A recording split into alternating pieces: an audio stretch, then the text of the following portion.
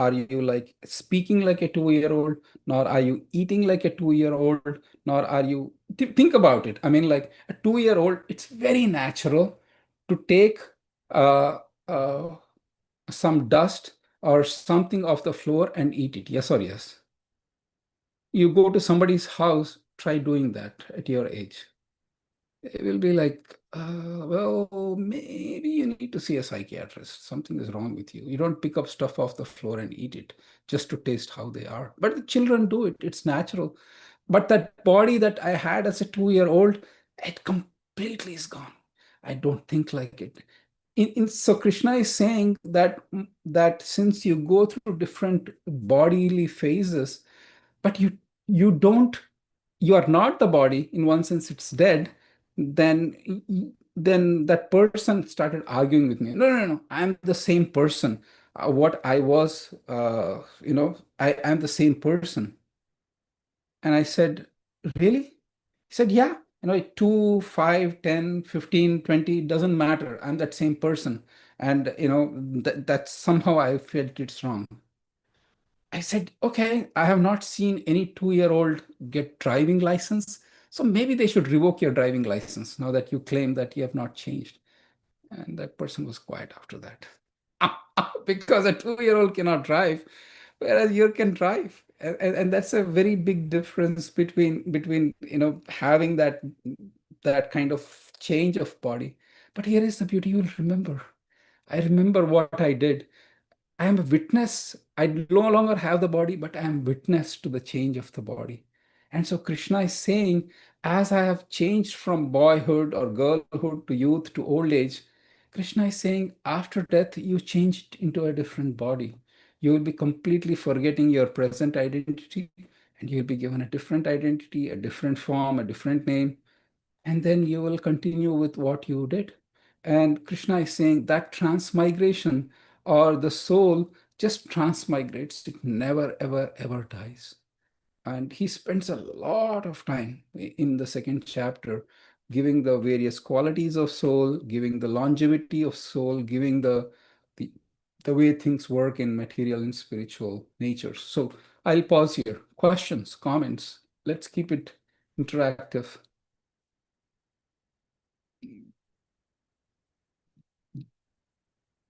All right. The reason I say interactive is this, and it's a humorous note. Preeti, I have not seen you before, so welcome, Preeti. Thank you, Fla. In the scriptures, it's mentioned there are three stages of being a man experiences or a woman experiences. It is an awake state, it is the dreaming state, and it is the deep sleep state. So if you can see deep sleep and awake, you are pretty much there. But dreaming state is, think about a person who's so absorbed in daydreaming. You are completely in a different world. You are neither sleeping, but you are not awake. You are somewhere. Imagine. So I don't want the members of this audience to get into either dreaming or deep sleep state because of mine. So please keep it interactive. Um, So the soul goes from one body to another, and Krishna mentions that you don't remember the past. In Bhagavad Gita, Krishna mentions to Arjuna that, hey Arjun, I gave this knowledge a long time ago to Sun God. And Arjuna asks Krishna, really, you spoke this knowledge to Sun God a long time ago? It's like, just it's a joke, but please don't take it seriously. It is like Vicky saying that, yes, I wrote the Constitution 250 years ago of this great country called United States of America. And everybody will be like, really? Yeah, but that was exactly Arjuna's Krishna's statement that I spoke this knowledge a long time ago to Sun God. And and Arjuna asks, but you and me are contemporaries. You're just born few years elder to me, are almost on the same age. And how come you spoke this knowledge to Sun God? And Krishna mentions that I have taken birth many, many times, and so have you taken birth many, many times. But Arjuna, I remember all of them, and you don't. And it's a fact that we don't remember our previous births. We may have distinct tastes. The way we remember our previous births is just by being naturally inclined to do certain things, by being fond of certain things, by liking to go to certain places or doing certain things.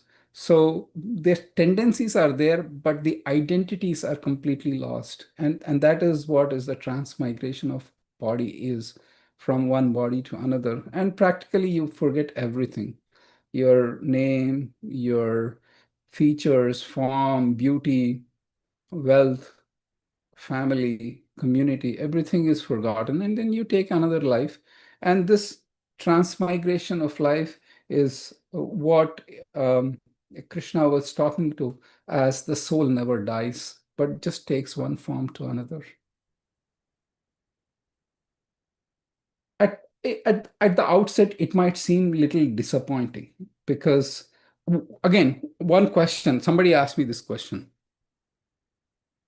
This is a little too much, that, God is completely erasing my identity by not helping me remember my previous life. Had he helped me remember the previous life, then I would be more spiritually awakened and I would be very enthusiastic. I would be like, seriously going and approaching God, chanting and hearing, and or going to church on a regular basis, because there is that fear that I'm born in the past and I'm going to die again. So God is really not that great when he just erases my memory and just gives me a fresh thing. Well, the answer to that question is, because I would like to stay in this world, Krishna will help us stay in the world to enjoy this world in a different form. If I have taken to spiritual life, if I have said, Krishna, I love you, then that is a whole other bank account that opens up. And it is distinct from what we do in material life, right? So till the time we say that, God, I don't need you, I'm good. Krishna is saying, all right, be in this world and you can take on different roles, different identities, different things, but you will be in this world, temporary world of taking birth and giving up the body, and that is going to be a unending cycle till you realize that this is not me. Just like a person who travels, traveling can be a tough job, yes or yes. It's not easy. The latest I heard that about 2,700 flights across the country are delayed because of the government shutdown. Travelers are facing a lot. I mean, previously traveling was fun, but after some events like 9/11 and all the restrictions that come, now nobody is like excited. Nobody, if you go and ask, say, yeah, nobody is going to say, yes, I love traveling. Even children. I mean, at my daughter's age, I would love to travel. I would like jump. Oh yes, it's exciting. Or she's like, yeah, okay, I need to fly a plane. So traveling can be hard because you're going to different places, you're staying at different things. But when you come back home, then it's a sense of relief because you feel that this is the place where I belong to. And similarly, the soul that is traveling in this world can be in different hotels of this world, but ultimately there is a yearning to be situated uh, in one place and in one situation. And that situation, the spiritual scriptures describe as being firmly situated at the lotus feet of the Lord and serving the Lord. So we can try to be happy in this world, or we can say, look, enough is enough right now. Let me do something different. And because I have got the great privilege of this human form of life, I actually can take that chance. I actually can ask these questions. I can inquire. I can use the intelligence and the consciousness to kind of get answers to these deep questions. Um, with that, I first of all welcome Nina. Thank you for joining. And more questions, comments, reflections, observations. You want to keep the criticism physical, go for it. My only say is that your screen is going to be destroyed. Nothing will happen to me because I'm not in the live audience.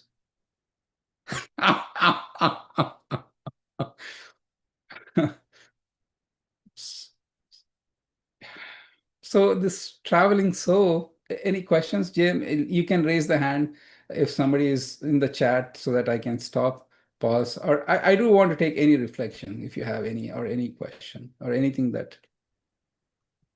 Yeah, nothing on the chat yet, but yeah, please feel free to unmute yourself and ask questions or type in the chat box any thoughts, anything that you liked, or anything that you want to reflect back on.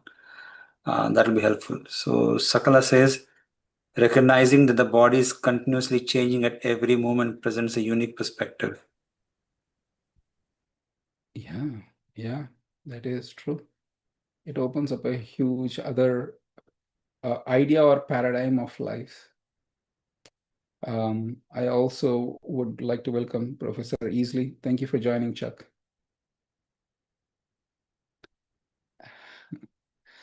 All right. Yeah, because it does change. It does change. One way it changes is this. How many people here have experienced going on a merry-go-round? The circle thing. Yeah, right. Thank you. Quite few, quite few, quite few. It's like, as you know, it goes to the top where you enjoy the beautiful view of the city, the country, the mountains, or wherever that particular merry wheel is situated. And then the person on the top points to the person in the bottom and they mock them. Look at these fools. They are all the way down. Look at me. And so up. And in a few seconds, the situation reverses. And so nobody will mock on the merry-go-round because then we know that they are going in circles. And the same thing is material existence. There is a beautiful story from Bhagavatam I'll tell as well. But the idea that in this human form of life, I can seek something beyond. I can seek something that I can truly carry with me because as a soul I never die. Then I need something to carry with me that never dies either. And that something that never dies, Krishna mentions in the Bhagavad Gita as this beautiful form of bhakti yoga. He says those who practice this yoga even for a small bit, a super small amount, in the next life, that is never lost, nor is it subject to diminution, nor the time can wipe it out, nor you feel that much afraid. Because one of the biggest fears people have in this world is that the fear of death and the fear of things changing, the fear of, you know, that sense of stability is lost in this world because I'm identifying myself with the body, and therefore that is the reason. So as you pursue the spiritual path, knowing that I'm not this body, then what can I do to take care of the spiritual nature? And Krishna mentions that is the practice of yoga or bhakti yoga, especially establishing relationship with God. Because Krishna says that, look, I am never uh, going to be subject to illusion. I am never going to not remember what you did. I am not, I am the truth that transcends the time. You are the one who when you come to me, then you will also transcend this time and we will have an eternal relationship. And that is the love between devotee and the Lord. And that is bhakti yoga. And this love is something that one strives to. What would be the goal of bhakti yoga? To attain loving relationship with God. And many other religions preach the same thing, but in an incomplete sense. But nevertheless, they preach that one has to love God. and one has to serve God because He's the unchanging entity. And if I place my faith in Him and try to serve Him, then I will also carry that love in the next life. And logically speaking, it makes sense because of one thing. If God is saying that I need your love 100% in this birth, we will never make it, right? I mean, like it's impossible to make it in one life. So if I can't carry it in the next life, it's a futile thing. I just back to square one and start all over again. Might as well not worry about God. Just be happy in this world. But Krishna is saying, no, even if you have done 0.00001%, then that is something that you carry. That love for the Lord, that is what you will carry. And in the next birth, Krishna promises that even though you are not a yogic by nature, the yogic principles will seek you out. Amongst the billions of people and the millions of people in the US right now, why is this few wonderful souls are here sitting? What is it that got you here? Maybe it is your previous life that you had some touch with that loving devotion to God. And in this life, without even knowing, you're drawn to those principles. Without even knowing why am I doing this, you are attracted to certain lifestyle, attracted to certain hearing of the chanting of the names of the Lord, hearing about Krishna, because it comes from the previous life and it is never lost. And so this is the beauty. The time you invest even a little bit in the bhakti yoga, that is never lost. Birth after birth after birth, and it's worth our time because if everything, if you the often pessimistic view, oh my God, these people are saying that this world is a bad place, this is relations are temporary, this is nonsense. The idea is it's not to disappoint or depress, but to inspire to search newer truths. That is the whole idea. A person can be in prison and complain that it's bad or try to find ways to get out of the prison, that it should inspire that particular person to get out of the prison of this world. More questions, more comments, anything that's stuck.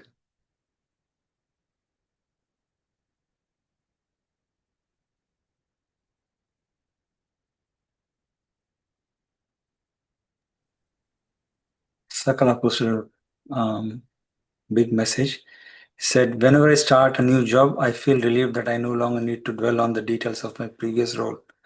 Yet I still carry the skills and experience I gained there.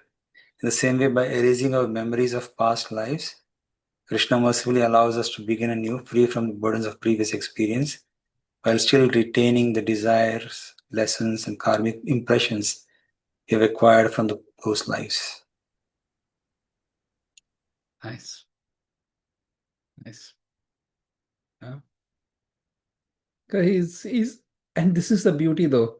It is like one might seem, Krishna is just throwing us into this world and he's watching the fun from above.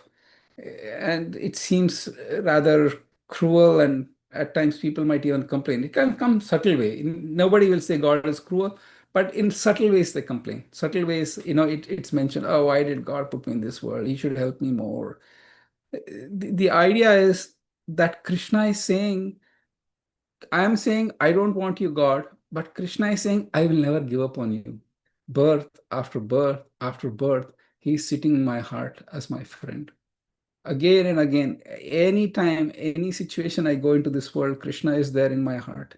He is just sitting as Paramatma, watching, watching, watching, watching, never giving up, never saying, when will this fool come to me? He'll never question, never comment. And he is just watching.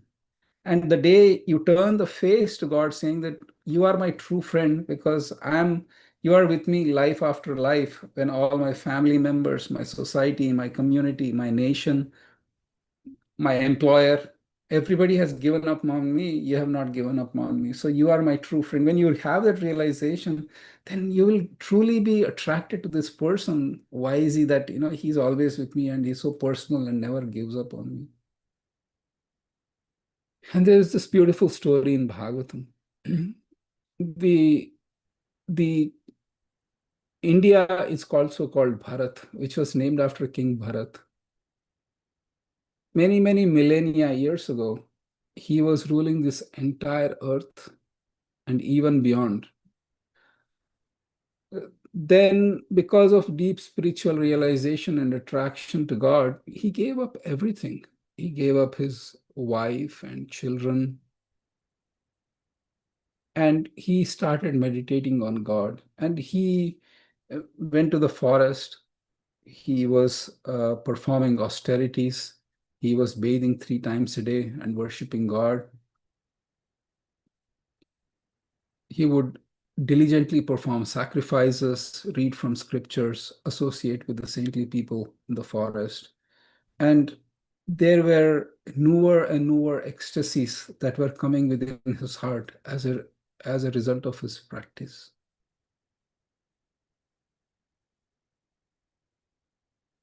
One day, when he was bathing in the river, he saw that there was a pregnant deer, and that deer was being chased by a tiger.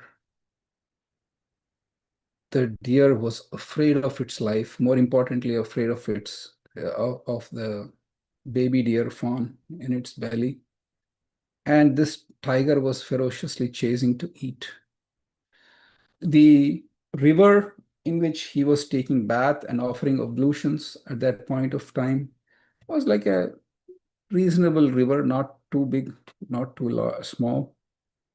And the deer was running, and he witnessed this scene as the pregnant deer jumped over the river to escape from this relentless tiger.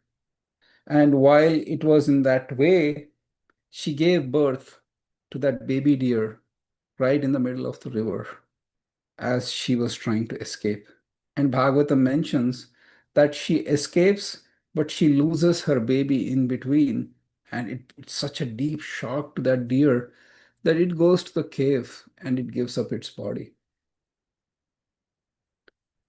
Now, Bharat, he thought that Providence has placed this particular baby deer in his care. So he is very careful in tending to the needs of this deer.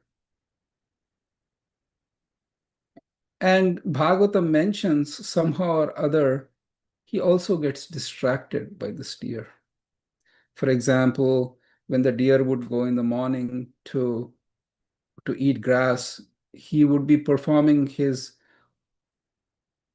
um, his practices, spiritual practices, but there was a nagging thought in the back of his mind. Is my deer safe? Has it eaten enough grass? Maybe some tiger has killed it. And he would be waiting for the deer to come back. And by, he became attached to the deer.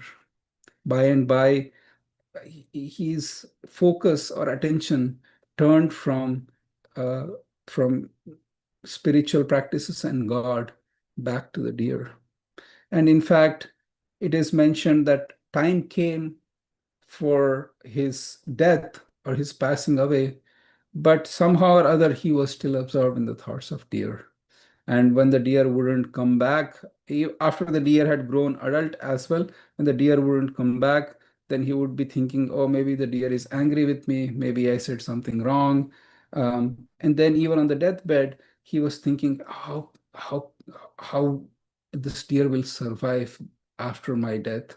Who will take care of it? And this absorption in the deer uh, proved to be somewhat of a tricky thing for Bharat. Do you like to know what happened after in the next life? Not before I welcome Lisa, Christine. Thank you for joining. So Krishna says in the Gita, we have, as a soul, we have certain control over our next life. And how that is so is because what our whole being is absorbed in, my thoughts, my emotions, my whole being is absorbed in certain thing. Krishna is saying what you are absorbed in when you give up your body that you will be in the next life without fail. So if a person is, or if it's a man or a husband, is too much absorbed in thinking about his wife, for example, what will happen, and I was a maintainer, and in that sense, if that husband gives up the body, in the next life, he will take the body of a woman. And so, since Bharat's absorption was on the deer, please put in chat what would have been his likely body in the next birth. I'll give choices: monkey, snake, and seized deer.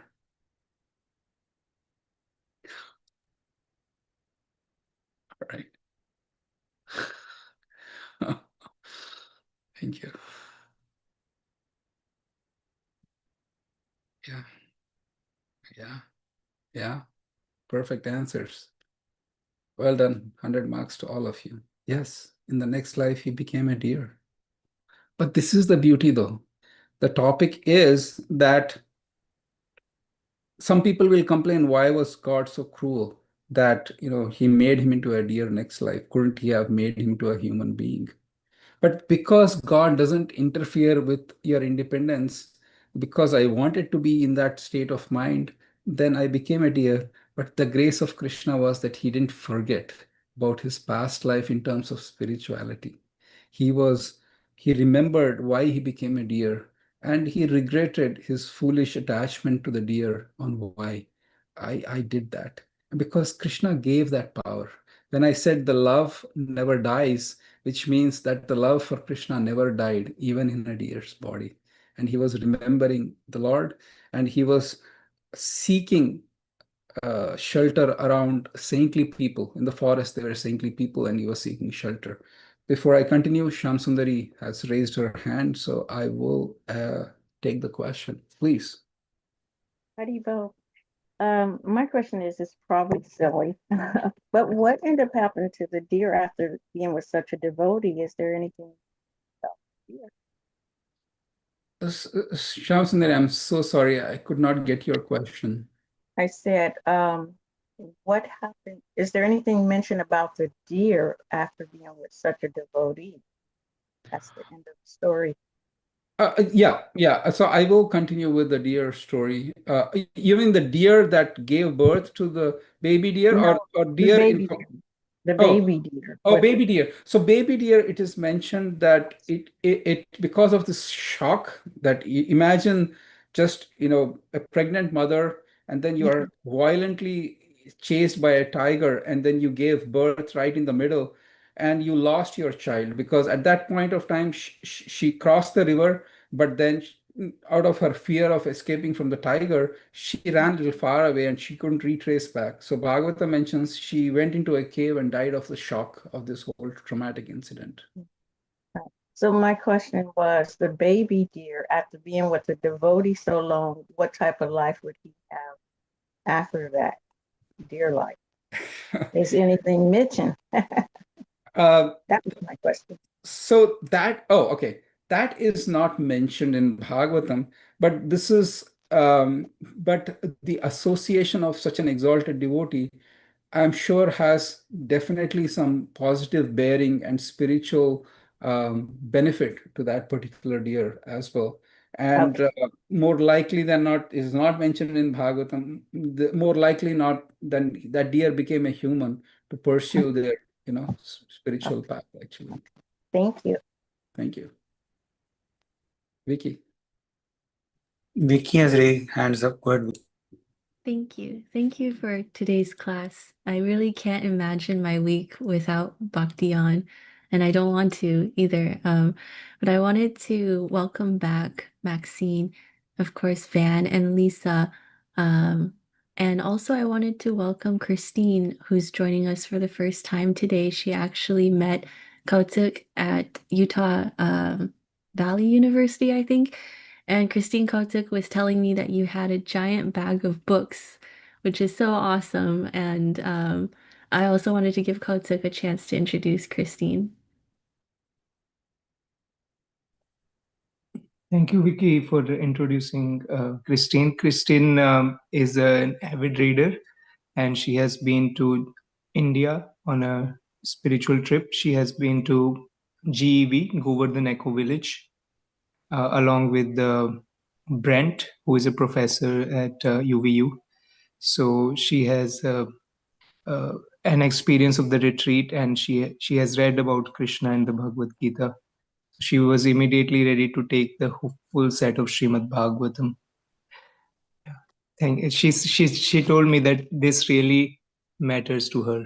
So this matters a lot. Thank you, Christine, for joining. We are thrilled to have you, Christine, and thank you, Kautuk, for the introduction.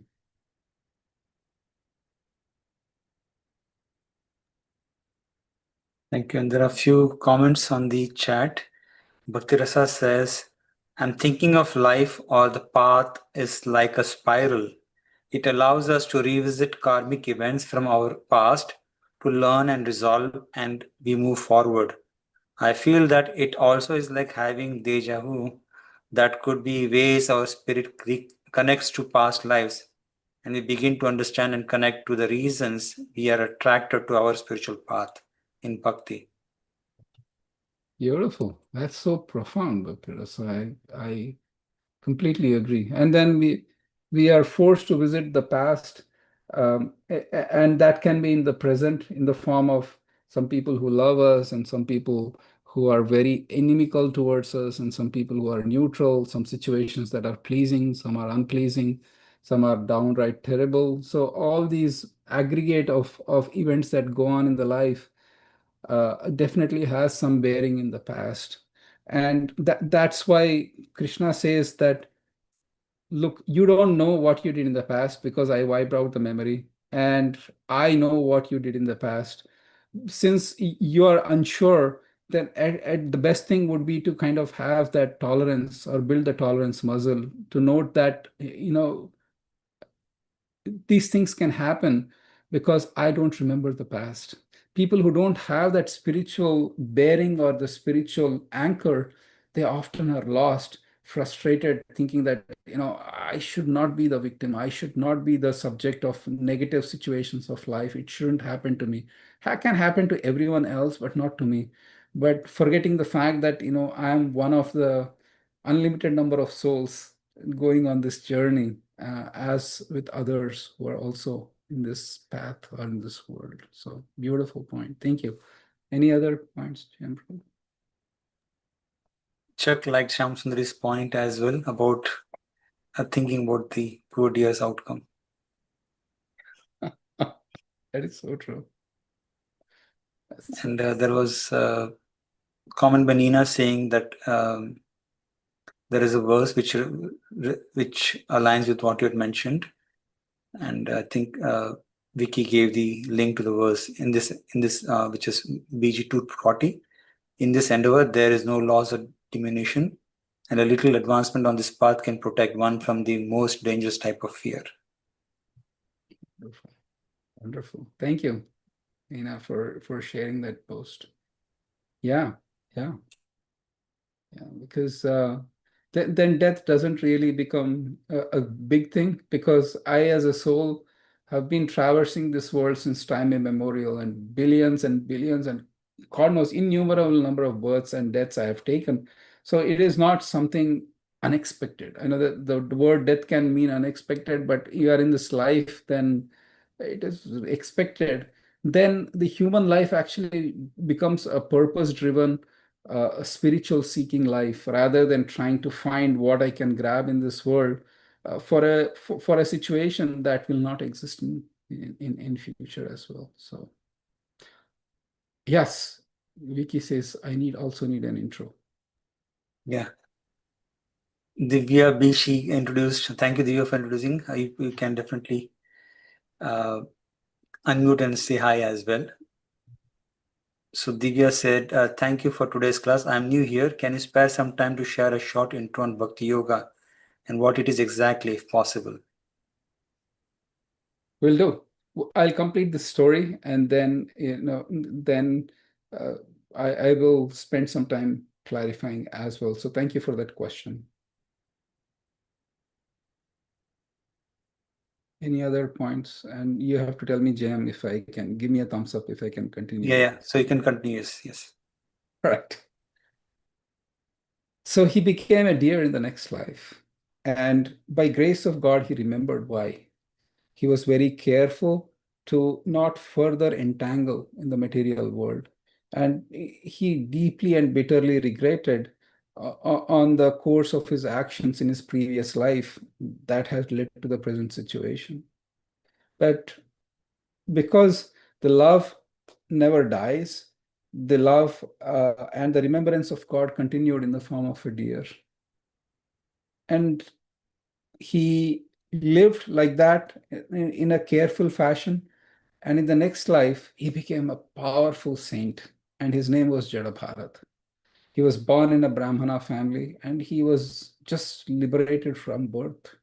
He, to the external community, to the external people, he acted as if he was completely mentally challenged. He was completely acting like he was covering his own glory by acting like um, a completely, as I said, mentally challenged, mentally slow developed person. And he was maintaining that kind of guarding his spiritual life very carefully. And in this life, he traveled freely on the earth. Bhagavatam gives a lot of beautiful aspects of this particular personality, Jadabharat. It is mentioned that he had brothers.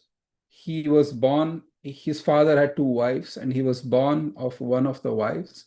But the sons from the other wife, his stepbrothers, they would mistreat him. They would ask him to guard the fields, for example, to make sure that the predators at night would not eat the crop, or do menial things like that. And it's mentioned that he would just act to just barely maintain his body.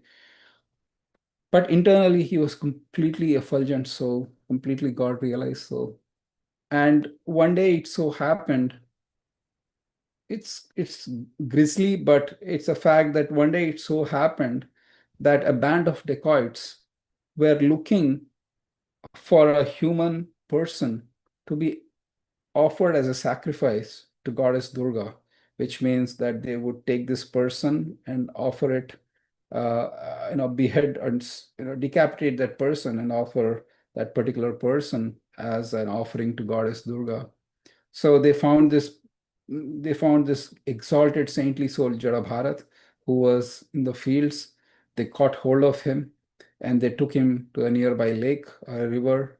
They bathed him, they dressed him in nice clothes, and they prepared him for this sacrifice.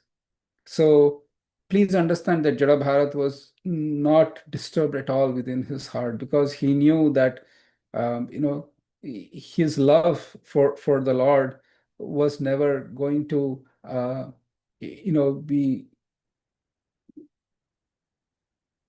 be going in vain. And he didn't realize if he is going to live or die, but he was completely absorbed in thoughts of God at that point of time. So they took these great saint into the temple, and they were taking their choppers and machetes and swords and ready to kill this particular saintly person. But Mother Durga, when she realized that what a gross injustice and offense these fools are committing at the lotus feet of this great saint, it is mentioned in Bhagavatam, she bursts open from that deity form, and then she and her uh, companions, they kill all these dacoits. I won't go into the grisly details because it is time for dinner. But the idea here is the love for the Lord never dies, because that attachment to the Lord is something that goes life after life after life. And the Lord also is just waiting life after life after life of when you will achieve perfection and come back to Him. Because Bhagavad Gita is not a book. It's a book, of course, in one sense, but it's an open invitation to everyone, to saying, Krishna saying that, please come back to me. You don't need to suffer in this material world. Like a rich father saying to his homeless son, you don't need to be a homeless person. Just come back to me. All is taken care of. Bhakti Yoga, Divya, is a process of reconnection or reconnecting our soul with Krishna. And he said there are many processes of self-realization, but the easiest and most effective is Bhakti Yoga. I'll give like in a 30-second introduction to other paths. There is path of work or Karma Yoga, where a person works but offers their duties to Lord. There is path of jnana when you are, or the path of knowledge, spiritual knowledge, when you are disgusted with this material world and just the flickering nature of everything, and you are seeking out a higher purpose, then you tend to be very analytical. What path, what is temporary, what is real, what is temporary, what is spiritual, and you try to find that path, and that's path of jnana. The path of meditation is dhyana, where you have, again, all these paths have serious prerequisites. They have serious qualifications needed. But the path of bhakti is a direct communion with God with no prerequisites needed. There is no celibacy talking about. There is no birth in a good family. There is no knowledge of scriptures. There is nothing. It's an open path that everyone can take up, and specifically in our tradition, we chant the names of God. That is the easiest way to reconnect, and it is easy, it is effective. There are no rules and regulations to do it, and you can chant the names of the Lord anytime you can, which is the Mahamantra, Hare Krishna, Krishna Krishna, Hare Hare, Hare Rama, Rama Rama, Hare Hare. Of course, you can come and visit the temple, you can have some prasadam, you can read some books, but the primary focus is just uttering the names of God. And then that is the way to establish. In the age, it's made really easy as well. Does that help? Any questions, any comments, any That was really helpful. Thank you so much. Thank you. Thank you. It's because this nature, this world or this time doesn't lend to that kind of austere practices. I'll give an example. In some ages where the lifespan was 100,000 years, the sages could meditate for 20, 30, 40, 60,000 years. It's there in the scriptures. But the problem is to sit cross-legged for that much amount of time, as in, like, of course, you'll be taking breaks and so on and so forth, but to sit in a squatting position, in a cross-legged position, that might be challenging. I'll tell you why. I go to home programs, and some kids, as I mentioned, they were yogis in their previous life. I don't know what they did or how they did. There is a section where other kids are playing. Two or three of the kids, 8, 9, 10-year-old kids, they are sitting through the 2-hour class. They are not getting up and they're just sitting. And after some time, I noticed one 9 or 10-year-old boy was little uncomfortable feeling. And I immediately realized that this boy was sitting in the squatting position on the floor. And for after an hour, the legs hurt. It's natural because no, you're not used to sitting in like that. So I said, why don't you go sit on a chair? The point here is that this age doesn't lend to those traditional practices that are mentioned in Gita, but rather the same Lord has come and said, just chant the names, and then you are on your way back. And it's an easy process, it's an effective process. And it's a process that's doable by anybody at any place under any circumstances. So some reflections, some thoughts, some comments. Good, Vicky.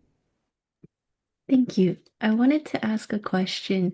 Why is it that I have a tendency to constantly try to adjust this temporary material situation instead of just turning and embracing the eternal love that's always there that I've ignored for lifetimes? Even when trying to establish a spiritual practice, I find that I can have some material motivation. For example, I need a job so that I can sustain myself. but then recently something happened where I was no longer on a path towards promotion, and I was thinking that this bothers me. So, but then I realized it's just temporary. So why is it bothering me? That's an excellent question. Thank you for asking. Well, seeking the path of spirituality also necessitates the fact that we do our actions through our body and senses. And because the body and senses need some maintenance, we do need the needful to maintain the body and soul together. And whatever one needs to do, one has to do. If you have a family, then you need to take care of the family, you need to earn money. It's okay to have desires, Vicky, because it is not a switch that we can turn on and off, completely spiritual versus completely material. It's a gradual progress, because to wean away from matter, it's going to take time. For example, if a person has fractured their arm, it takes time to recover because it's a very traumatic wound. Same is with a surgery. So the act of spiritual pursuit can be something like a surgery, and then recovery will take time. But the very fact that we are determined to kind of pursue this path, that's what Krishna is seeing. And that's exactly why he says, even if you do a little, then this is going to save you from the most dangerous type of fear. So it's okay to be disturbed, but the goal is I will not give up my spiritual path, and I'll do the needful. So we can talk much on that front, because based on one's situation, based on one's cost of living, for example, based on so many other factors, it can be like the pursuit of wealth is not a problem as long as it is done for Krishna. For example, a sannyasi, buying a car might be too much for a sannyasi. I mean, if you are in India and other traditional places, people might frown upon the fact that you're trying to buy a car. But here it's absolute necessity is needed. Um, Designer, a suit, for example, might not be needed for a sannyasi, and people will frown if sannyasi goes and buys a suit. But if you have to go as an executive, then it's a need for you. So you can see how it's not the pursuit of wealth, but the intention behind the pursuit of wealth is the important point here. If you are in a company, for example, that prides a lot, or you know that you cannot stay at that same place. If I stay I'm content, I'm good. But the company is saying this guy's been around for 5, 6, 7 years, is not shown much, kick him out. So then you need to grow to survive. See, the whole dimension changes. You're not greedy after promotion, but rather I need to, show my worth, unfortunately, to kind of keep a job. So the intention is completely different. Is that helpful? Yes, very helpful. Thank you so much. Thank you. I think Maxine had a last question. Why do we chant Hare Krishna mantra instead of chanting other mantras like Shiva or Hanuman? Or why would we do one over the other? Well, it's like the doctor has prescribed a particular pill and we take that pill. It's more effective, most effective. There could be other pills not prescribed. You might take it, but the efficacy might not change. Having said that, you can chant the names of Shiva or other gods, as long as you realize that they are all servants of Vishnu. There is no harm in chanting, but the direct method is to chant the Hare Krishna Mahamantra. So if is that helpful, Maxine?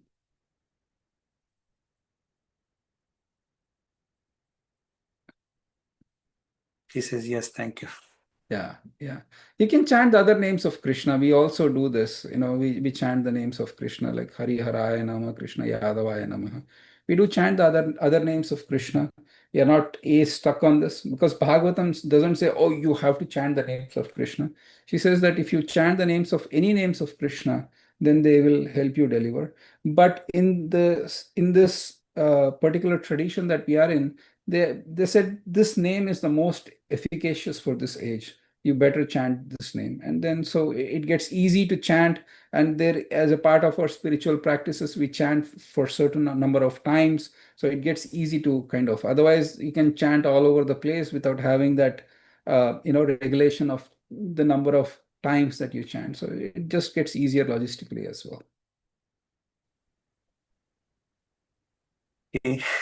So we are at the top of the hour, Shiva. You did it again, GM. Thank you.